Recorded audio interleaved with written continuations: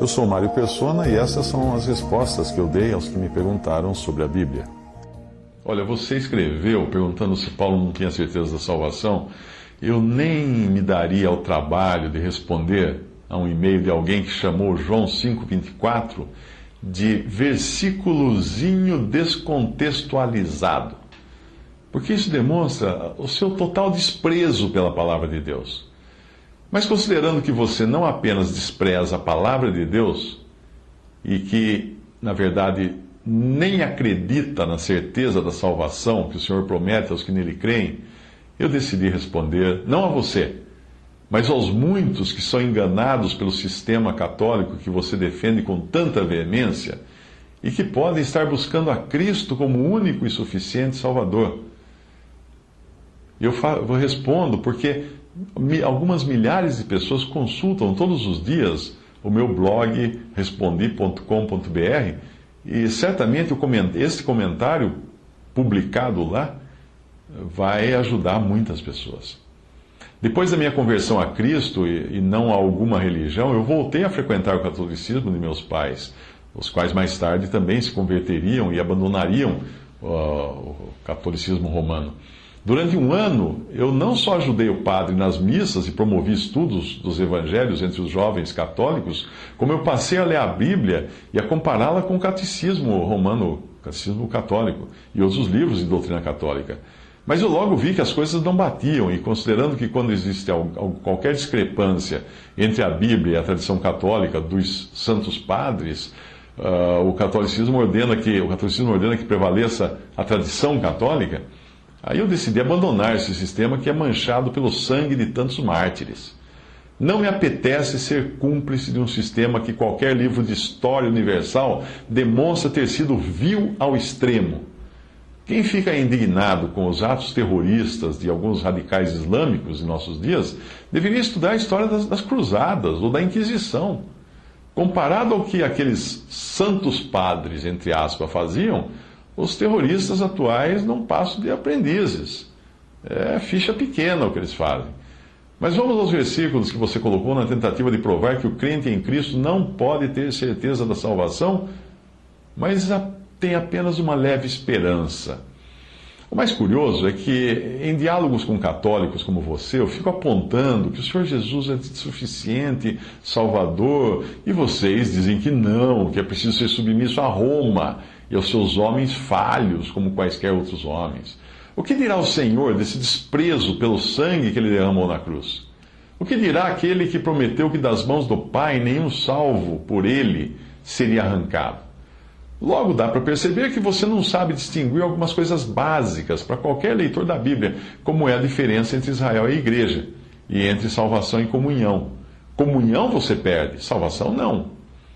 Para provar que Paulo não tinha certeza, provar entre aspas, da salvação, você citou esses versículos. 1 Coríntios 9, 27. Antes subjugo meu corpo e o reduzo à servidão, para que pregando aos outros eu mesmo não venha de alguma maneira ficar reprovado.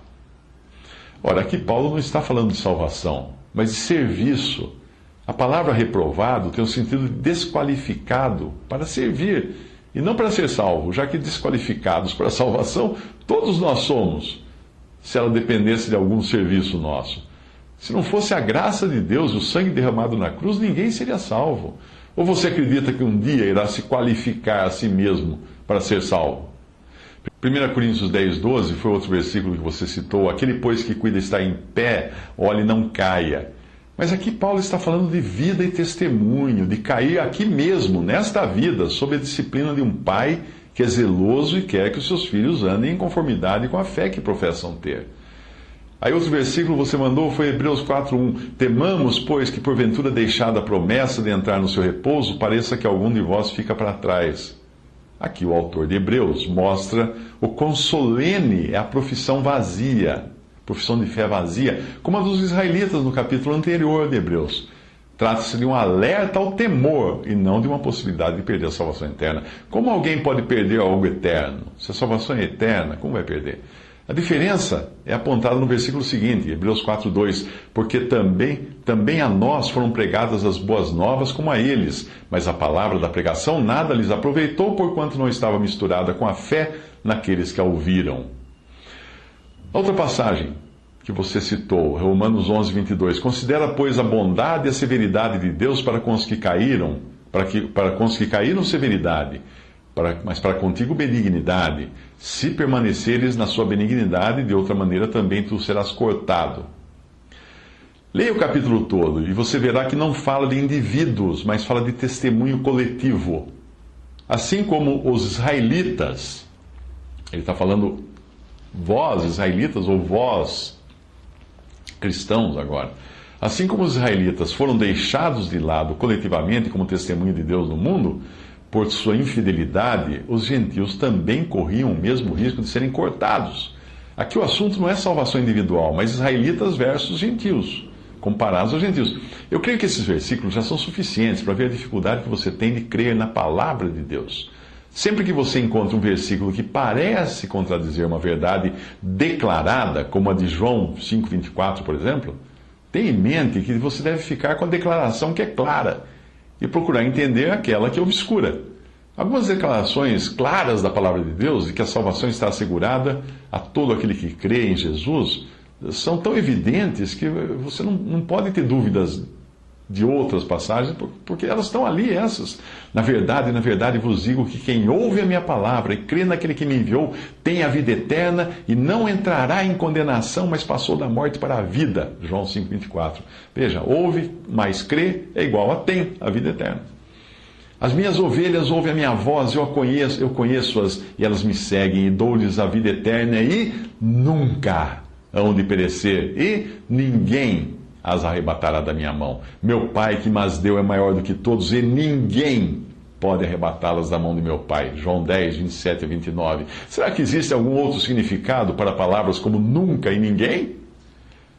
Tenho guardado aqueles que tu me deste e nenhum deles se perdeu, fala o Senhor Jesus em João 17, 12. Se nenhum se perdeu antes, por que se perderia agora?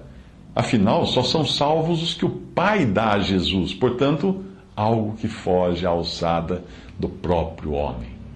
Em João 18, 9, ele fala, dos que me desse, nenhum deles perdi. E no capítulo 10 de João, versículo 28, ninguém as arrebatará da minha mão. Em 1 João 5,11, Deus nos deu a vida eterna, e esta vida está em seu Filho. A vida eterna não nos pertence por conquista. Nós a recebemos de Deus e ela está no Filho de Deus. Daí a nossa segurança, ela não está em nós, está no Filho de Deus. Porque eu vivo, vós também vivereis, disse o Senhor em João 14, 19. A vossa vida está escondida com Cristo em Deus, Colossenses 3, 4. Pode também salvar perfeitamente os que por eles se chegam a Deus, vivendo sempre para interceder por eles, Hebreus 7, 25. Existe alguma possibilidade desse salvar perfeitamente ser uma salvação transitória e imperfeita, como você alegou?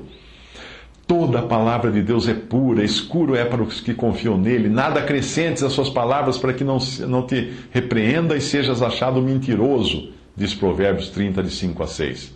Este nada acrescentes inclui, sabe o quê? A tradição dos homens, a tradição dos santos padres, do colegiado de papas ou de bispos do romanismo. Porque essa tradição acaba acrescentando coisas à palavra de Deus e tendo um valor de voto de Minerva. Quando não bater com a Bíblia, fica valendo a tradição dos chamados, entre aspas, santos padres.